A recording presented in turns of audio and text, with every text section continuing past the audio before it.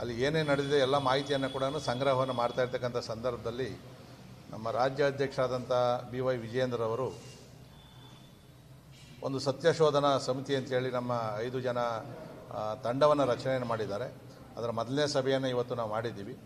ಇನ್ನೂ ಒಂದು 2 ಸದಸ್ಯರು ಹೊರಗಡೆ ಇರೋದರಿಂದ ಅವರು ಬಂದಾದ ಮೇಲೆ ನಾವು ಸ್ಥಳ ಪರಿಶೀಲನೆಯನ್ನು ಮಾಡ್ತಕ್ಕಂಥದ್ದು.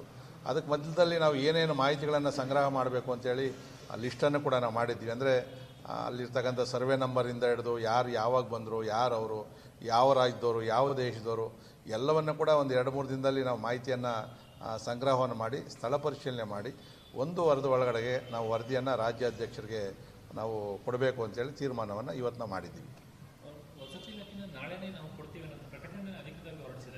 ಹೌದು, ನಾವು ನೋಡಿದ್ವಿ, ಮಾಧ್ಯಮದ ಮುಖಾಂತರ ನೋಡಿದ್ವಿ. ಆದರೆ ಅಷ್ಟು ಅರಾತುರಿಯಲ್ಲಿ ಕೊಡೋಕ್ಕೆ ಬರೋದಿಲ್ಲ.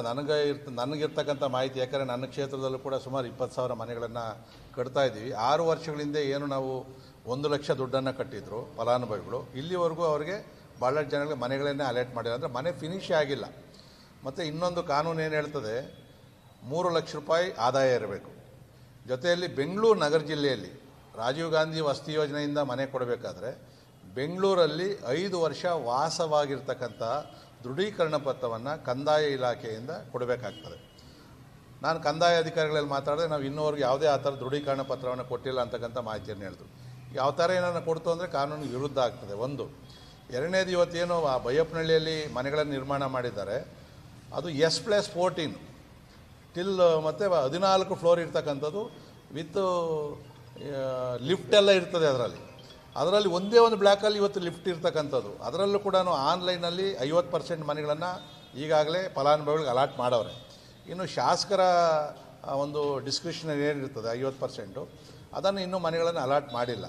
ಸೊ ಇವತ್ತು ಆ ಮನೆಗಳನ್ನು ಅಲಾಟ್ ಮಾಡಬೇಕು ಅಂತಂದರೆ ಪೂರ್ಣ ಮಟ್ಟದಲ್ಲಿ ಅವ್ರ ಪೊಸಿಷನ್ ಕೊಡಬೇಕು ಅಂದರೆ ಪೂರ್ಣ ಹಣವನ್ನು ಪಾವತಿಸಬೇಕಾಗ್ತದೆ. ಅವ್ರ ಪೊಸಿಷನ್ ಕೊಡೋಕ್ಕಾಗೋದಿಲ್ಲ. ಮತ್ತು ನಾಳೆ ಮೇಂಟೆನೆನ್ಸು, ಈ ಅಪಾರ್ಟ್ಮೆಂಟ್ ಸಿಸ್ಟಮಲ್ಲಿ ಏನು ಅಂದರೆ ಮೇಂಟೆನೆನ್ಸ್ ಪ್ರತಿ ತಿಂಗಳು ಅವ್ರು ದುಡ್ಡು ಕೊಡಬೇಕಾಗ್ತಾರೆ. ಇವತ್ತು ಇವ್ರು ಕೊಡ್ತಾ ಇರ್ತಕ್ಕಂಥವ್ರು ಜೆರಾಕ್ಸ್ಗೂ ನಮ್ಮ ಹತ್ರ ದುಡ್ಡಿಲ್ಲ ಅಂತೇಳಿ ಸರ್ಕಾರದ ಕಡೆಯಿಂದ 5 ಲಕ್ಷ ರೂಪಾಯಿ BBMPಯಿಂದ ಮತ್ತು 2.5 ಲಕ್ಷ ರೂಪಾಯಿ ಅಲ್ಪಸಂಖ್ಯಾತ ಇಲಾಖೆಯಿಂದ ಈ ಥರ ಎಲ್ಲ ಕೊಟ್ಟು ಬರೀ 2,80,000 ಫಲಾನುಭವಿ ಕೊಟ್ಟರೆ ಮನೆ ಒಳಗಡೆ ಸೇರಿಸೋಂಥ ಕೆಲಸ ಮಾಡ್ತಾವ್ರೆ. 6 ವರ್ಷದಲ್ಲಿ ಸೇರಿದವ್ರಿಗೆ ಮನೆ ಕೊಟ್ಟಿಲ್ಲ.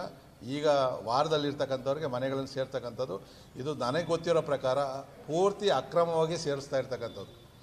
ಮತ್ತು ಈ ವೋಟರ್ ಲಿಸ್ಟು, ಕರೆಂಟು, ನೀವು ಇವತ್ತು ನನ್ನ ರೆವಿನ್ಯೂ ಲೇಔಟ್ಗೆ OCCC ಇಲ್ಲದೆ ಕರೆಂಟ್ ಕೊಡಲ್ಲ, ಸುಪ್ರೀಂ ಕೋರ್ಟ್ ಆರ್ಡ್ರು. ಆದರೆ ಇವರು ಸರ್ಕಾರಿ ಜಾಗಕ್ಕೆ ಇವರು ಕರೆಂಟ್ಗಳನ್ನು ಕೊಟ್ಟವ್ರೆ. ಅಕ್ರಮ ಅಲ್ವ ಅವ್ರು ಕೊಟ್ಟಿರ್ತಕ್ಕಂಥದ್ದು. ಫಸ್ಟಲ್ಲಿ ಮನೆ ಕಟ್ಟಿರೋರ ಮೇಲೆ ಕ್ರಿಮಿನಲ್ ಮೊಕದ್ದಮೆ ಹೂಡಬೇಕು. ಸರ್ಕಾರಿ ಜಾಗದಲ್ಲಿ ಮನೆಯನ್ನು ಕಟ್ಟಿರ್ತಕ್ಕಂಥವ್ರಿಗೆ ಯಾರು ಕರೆಂಟ್ ಅಕ್ರಮ ಕೊಟ್ಟವ್ರೆ, ಅಕ್ರಮ ದಾಖಲೆಗಳನ್ನು ಕೊಟ್ಟು ಅವ್ರ ಮೇಲೆ ಕ್ರಿಮಿನಲ್ ಮೊಕದ್ದಮೆ ಆಗಬೇಕು. ಎಲ್ಲ ಮಾಹಿತಿಯನ್ನು ಕೂಡ ನಾವೀಗ ಸಂಗ್ರಹವನ್ನು ನಾವು ಮಾಡ್ತಾಯಿದ್ದೀವಿ.